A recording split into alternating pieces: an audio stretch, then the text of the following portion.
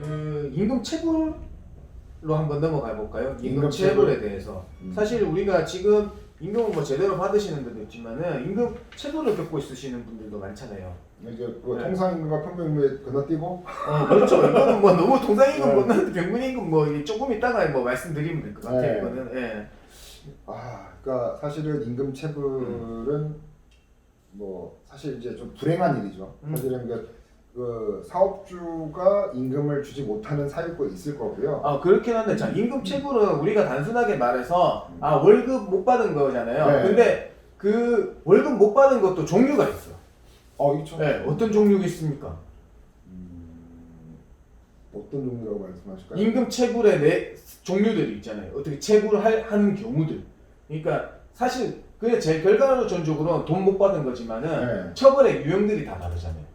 그 뭐? 법 위반에서 유형들. 뭐 임금 뭐 정기불 뭐 이런 그렇죠. 거 얘기하시는 거예요? 네, 그게 임금 체불의 위반제도 되는 거고. 저는 이제 네. 사실은 그게 뭐 정기불의 원칙, 네. 뭐 전액불의 원칙 네, 네, 뭐 이런 네. 거 있지만 네.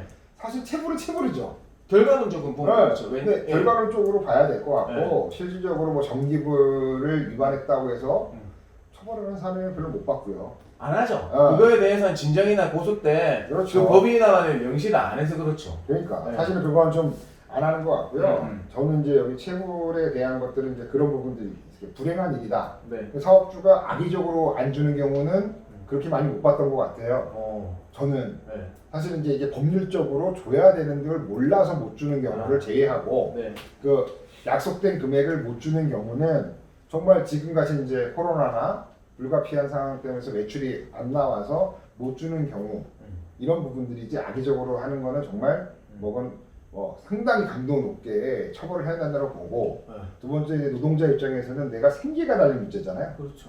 그래서 임금체불 같은 경우에는 지금 뭐 우리 노무사 공인노무사회도 그렇지만 한국공인노무사회도 그렇고 노동부도 그렇고 이런 부분들을 해결하려고 참 많은 노력들을 하고 있죠.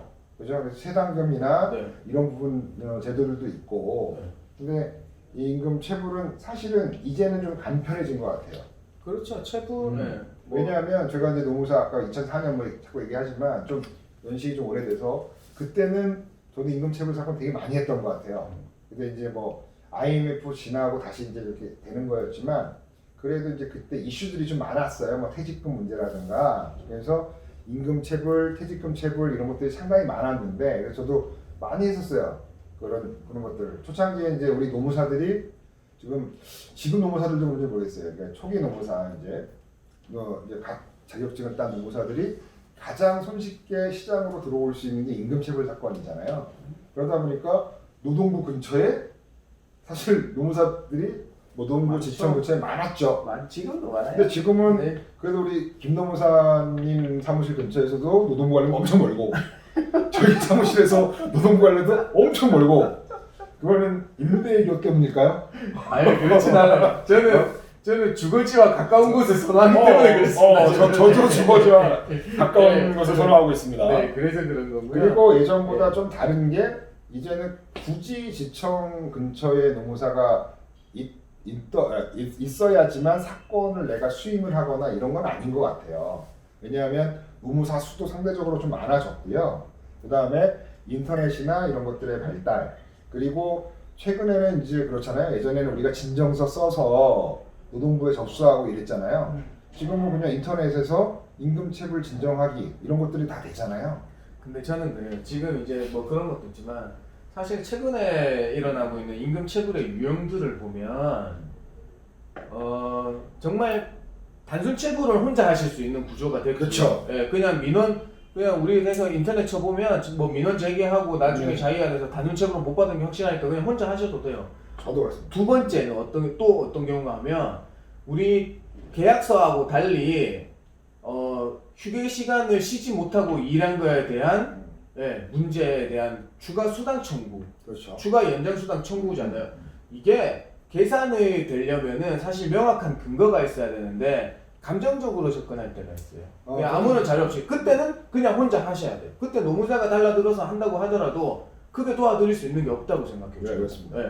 사실적인 관계를 그렇죠. 그냥 말씀드리면 입증하는 문제에 대한 법률적인 문제가 아니잖아요. 그렇죠. 사실은 저도 이제 가장 고민되는 게 이제 그런 거예요. 그 노무사한테 수임을 하면 본인이 하는 것보다 상당히 많은 금액들을 뭐 받을 수 있다라고 생각하실 네, 수가 있는데 네. 사실은 아까 말씀드린 것처럼 단순 체불은 저는 거의 그 저한테 이제 상담을 오시면 안내를 해드립니다. A4지. 당신은 선생님은 어떤 지청으로 가서 인원실 가서 어떻게 하셔서 진정서 어떻게 쓰시면 됩니다라고 하면 단순 체불은 간단하고요. 두 번째 아까 말씀드린 것처럼 사실관계를 본인이 입증해야 될 때. 근데 이제 이거 같은 경우에는 굳이 노무사한테 자료를 갖고 와서 할 수 있는 부분이 아니에요. 근데 노무사가 그거는 있어요. 그게 정리를 할 수 있죠. 이제 거기에 대한 계산이 그렇죠. 필요하잖아요. 근데 그 자료가 빈약하거나 그렇죠. 거의 없는 경우는 수임을 하시더라도 뾰족한 수가 없어요. 수가 없어요. 왜냐하면 이거는 결국에는 임금체불에 대한 거는 근로기준법 위반에 대한 형사처벌과 연관되어 있기 때문에 명확한 증거가 증거 입증주의 없이 그냥 말로만 하는 거에 거의 저기 주장을 인정받으셨을 거예요. 대신에 또 이런 경우들이 있어요. 회사에서 내가 근로시간 타각을 했으니까 그거 회사한테 받으면 된다. 네. 줍니까? 안 주죠. 네. 근데 이제 요즘에는 그 타각 같은 경우에는 네.